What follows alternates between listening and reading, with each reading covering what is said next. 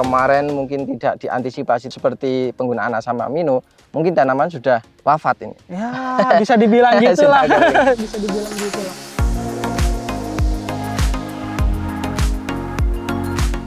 Assalamualaikum warahmatullahi wabarakatuh, sahabat petani semua. Video kali ini kita akan belajar tentang budidaya tanaman kentang dengan hal yang sangat dicari oleh sahabat petani semua, yaitu bagaimana cara mempertahankan kehidupan tanaman kentang di tengah cuaca yang sangat ekstrim, dan bagaimana cara menghambat pertumbuhan tanaman kentang supaya tidak terus tumbuh meninggi dan fokus pada proses pembentukan umbi.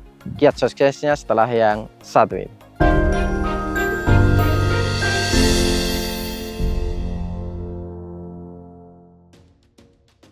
Oke, baik sahabat petani semua, kembali lagi bersama saya Zaki di channel Mitra Petani TV. Seperti yang telah saya jelaskan di awal tadi, kesempatan kali ini kita akan belajar tentang budidaya tanaman kentang. Dan di lahan ini merupakan hamparan tanaman kentang yang sudah berumur sekitar 60-an hari setelah tanam. Ini menjadi pusat perhatian kanan kiri dari lahan ini karena beberapa hal yang sangat menarik. Yang pertama, lahan ini sudah tahan uji cekaman ekstrim gitu ya, jadi sempat mengalami kekeringan sampai 1,5 bulan, kemudian saat ini dilanda tiap hari hujan secara terus-menerus, tetapi tanaman ini masih sangat kuat dan kokoh. Kemudian banyak petani yang mengeluhkan karena tanaman kentangnya itu tumbuh fokus hanya untuk meninggi, jadi proses pembentukan umbinya itu nanti akan sedikit terhambat dan resiko terserang penyakitnya itu menjadi lebih tinggi. Tetapi dengan perlakuan atau metode yang beliau terapkan itu alhamdulillah tanaman ini tumbuhnya itu bisa dihambat dan dalam kondisi yang seimbang dan sangat aman bagi keberlangsungan tanaman. Ingin tahu kiat suksesnya seperti apa? Tanpa lama-lama lagi kita akan langsung masuk pada sesi wawancara. Oke, baik sahabat petani semua, di samping saya sudah ada sang pemilik lahannya langsung. Monggo Mas, mungkin bisa memperkenalkan diri. Assalamualaikum warahmatullahi wabarakatuh. Perkenalkan, nama saya Teddy Setiadi. Saya petani dari Cikajang. Alhamdulillah untuk sekarang memiliki lahan kentang ya segini adanya gitu. Iya. Mas Teddy ini ya Mas ya, yang beralamat di Kecamatan Cikajang, Kabupaten Garut ya Pak? Garut ya. Iya. Kalau sini panggilannya apa ini? Kalau saya di Jawa Tengah biasanya panggilannya Mas atau Pak. Nah kalau di Jawa Barat sendiri panggilannya apa ini? AA aja. AA. Iya. Oke. Biar lebih akrab gitu. Oke. AA Teddy ya kayak. Ini juga menjadi jawaban atau mencoba kita memenuhi request dari sahabat petani semua, gimana kita untuk belajar lebih lebar lagi, bukan hanya di satu daerah tetapi beberapa daerah. Ini adalah salah satu perwujudannya. Ini mulai di Jawa Barat juga kita sudah mulai, harapannya juga nanti bisa terus berkembang, kemudian komoditas yang dibahas juga bisa lebih variatif lagi. Nah untuk di lahan ini beliau menanam tanaman kentang ya. Iya. Tapi sebenarnya beliau bukan cuma di tanaman kentang, juga nanam di tanaman tomat juga, kemudian cabai juga, kemudian mungkin juga ada sayuran lain juga ya. Jadi pada intinya bukan hanya satu komoditas. Tapi di video ini kita akan lebih fokus untuk belajar tentang budidaya tanaman kentang. Untuk saat ini ini sudah umur berapa ini untuk tanaman kentangnya ini? Alhamdulillah ini kentangnya usia 56 hari. Kalau biasanya di daerah sini panen itu di usia berapa? Kalau di sini sih biasanya itu 100 sampai 120. 100 sampai 120 melihat dari kondisi tanaman gitu. Kondisi tanaman. Saat ini berarti baru setengah umur ini ya. Iya, setengah perjalanan. Setengah perjalanan. Kalau varietasnya ini varietas apa ini? Ini varietas median. Median. Biasanya panen di umur 100 sampai 120 hari setelah tanam. Iya. Kemudian kalau saya melihat ini tanamannya tidak terlalu tinggi atau sedang. Kalau menurut Teddy sendiri ini gimana?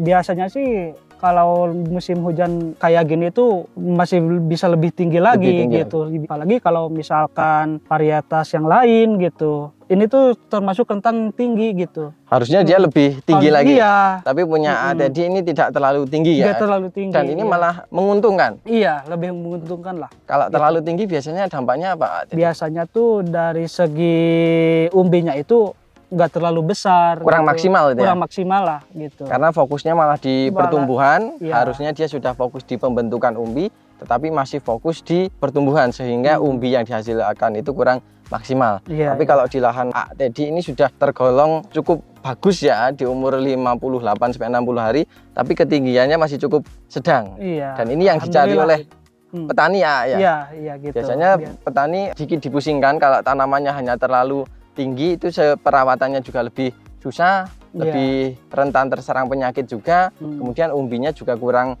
maksimal. Tetapi dengan ketinggian seperti ini alhamdulillah hasilnya insya Allah nanti juga akan maksimal.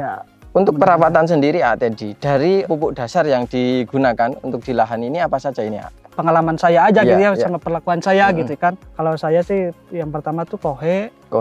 Iya, terus dicampur sama dolomit, terus sama power soil. Ditaburkan berarti ditaburkan sama tadi susul lagi dikocor gitu. Jadi di pengolahan lahan di bagian awal itu tidak ada pupuk kimia ya? Nggak ada. Berarti hanya kohe, kemudian dolomit, kemudian asam humbat atau power soil itu ya Pak? Kemudian kalau untuk ini populasi atau luas lahannya ini sekitar berapa ribu meter ini? 1000 meter kurang lebih lah. Kemudian kemarin untuk kohenya ini pakai berapa karung atau berapa pick up atau gimana? Dihitungnya itu per karung. Per karung? Iya, per karung tuh ini habis 50 karung. 50 karung. Kemudian ini saya. Dolomitnya habis 2 karung. 2 karung. Asam humatnya? Habis hampir 3 kilo. Oke. Jadi sahabat petani semua, hanya 3 bahan. Yang pertama adalah kohe, yang kedua adalah dolomit, yang ketiga adalah asam humat. Kenapa yang digunakan itu tidak memasukkan pupuk kimia itu pertimbangannya kenapa? Menurut saya pupuk kimia itu bisa membuat si tanah itu lebih asam gitu. Ya menurut saya itu mah gitu. Menurut pengalaman Menurut pengalaman saya. Dan biasanya kalau yang dihadapi atau yang kendala yang sering dijumpai petani kentang itu apa? Tingkat kelayuan atau gimana? Iya, yang pertama sih itu yang tingkat kelayuan, yang kedua ntar di pertumbuhannya juga gitu, agak ngaruh gitu. Oke, jadi untuk penggunaan pupuk kimia diminimalisir ya? Iya, jadi lebih arah ke pembenahan atau perbaikan tanahnya. Iya. Sama peningkatan di pH tanahnya. Kemudian kalau dilihat meskipun ini adalah tanah pegunungan, tapi tanahnya itu tidak halus ya? Iya, tidak halus gitu. Kalau di sini seperti bongkahan-bongkahan lah. Iya gitu. Dan tujuan dari asam humat itu juga mungkin salah satunya untuk menggemburkan tanahnya. Iya. Termasuk ya lagi proses itu. Proses penggemburan.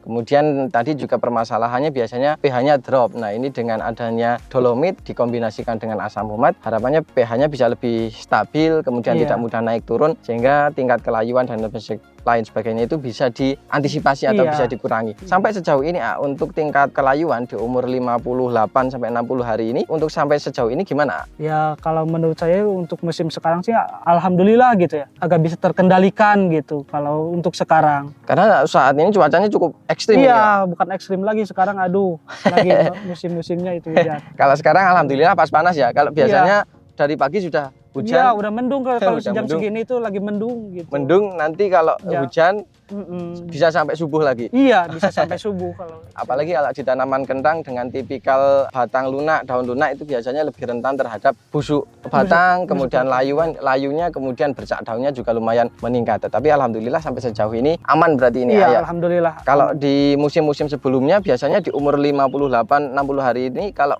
mau layu udah terlihat layu. Iya, bahkan musim-musim yang sebelumnya gitu. Untuk di umur 60 itu udah hampir 50%.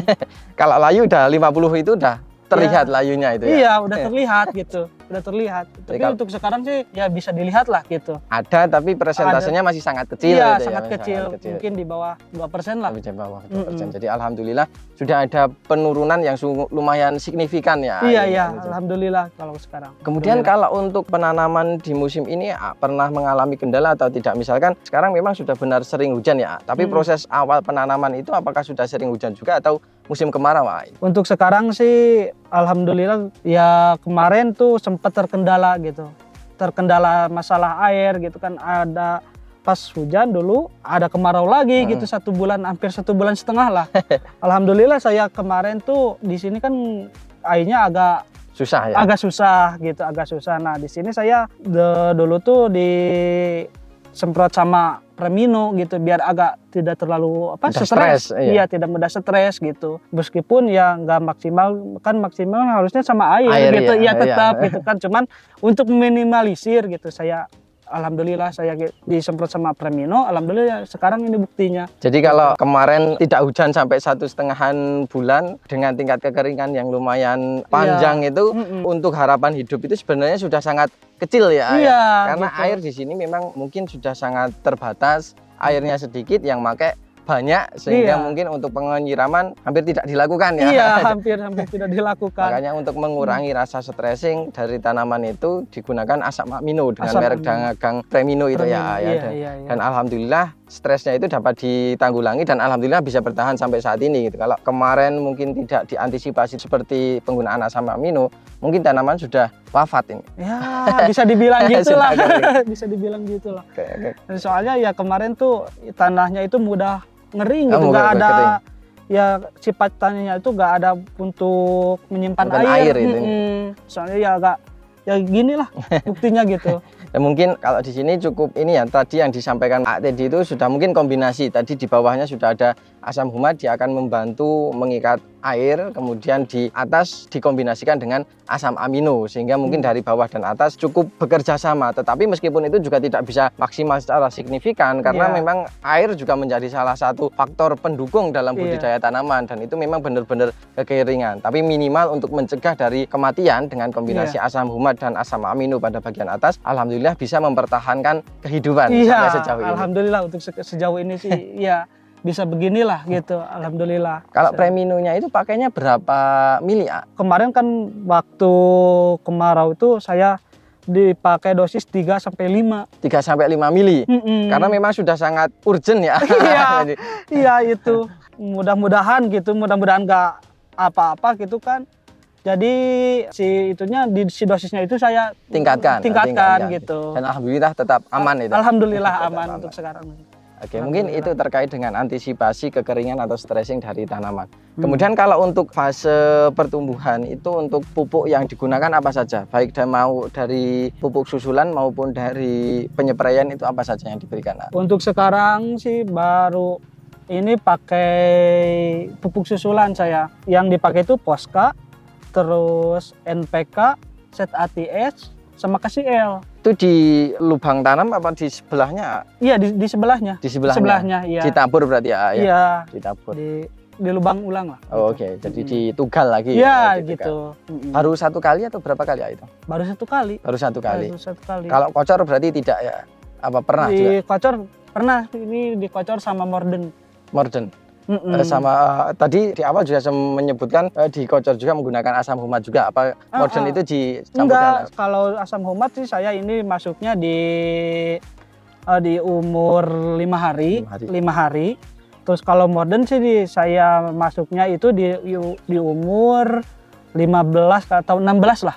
Di umur segitulah. Jadi dikocorkan ya? Iya, dikocorkan. Berapa dosisnya itu? Itu kalau Morden itu saya dosisnya itu 0,5 sampai 1 mili. 0,5 sampai 1 mili per liter ya? Iya, per liter. Kemudian dikocorkan di lubang tanamnya. Iya. Jadi koncornya itu hanya satu kali itu ya? Satu kali terus disemprot, terus disemprot lagi dua kali lah kalau disemprot. Semprotnya 2 kali, kocornya 1 kali. Kalau saya. Oke. Kemudian ini ya, terkait dengan penghambatan pertumbuhan. Ini untuk menghambat pertumbuhan supaya tidak terlalu cepat. Ini dari tadi yang digunakan apa? Supaya kalau ini kan menurut saya juga cukup seimbang antara besar batangnya, kemudian lebar daunnya, kemudian warna daunnya, ruas batangnya. Ini menurut saya sangat seimbang. Bagaimana cara membentuk tanaman supaya seperti ini ya? Formula apa yang Ya kalau saya sih yang yang disemprotkan itu supaya agak tidak terlalu tinggi. Saya pakai Morden Pol sama Trisiklazol kalau saya. Trisiklazol, golongan azol berarti ya? Iya, golongan azol. Tapi golongan azolnya itu sedikit, setengah dosis kalau setengah saya. Dosis anjuran. Anjuran. Kalau Morden saya agak banyakin dikit gitu dari dosis gitu. Jadi Mordennya yang ditingkatkan, tapi yang azolnya yang diturunkan gitu. Iya, saya. Jadi soalnya memang kalau kan Morden itu bahan yang besarnya itu fosfat. Fosfat, iya. Iya, fosfat menurut saya kan fosfat itu untuk mengokohkan batang. iya. Jadi si batangnya itu nggak pecah pecah gitu.